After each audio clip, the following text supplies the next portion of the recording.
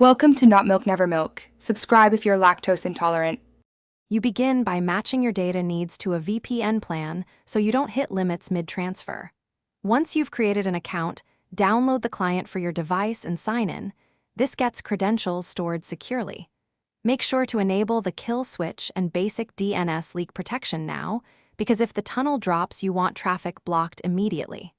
Finally, select a nearby fast server for initial tests, so you can measure baseline speed and latency before changing advanced settings.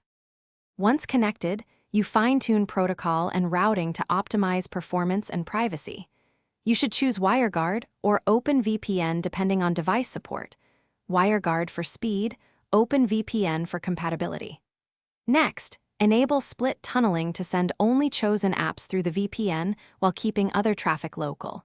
This conserves data and reduces latency. Also verify IPv6 handling. Either disable IPv6 at OS level or confirm the VPN protects IPv6 to avoid inadvertent address leaks that reveal your real endpoint. You finish by validating the tunnel and automating protection so it's consistent.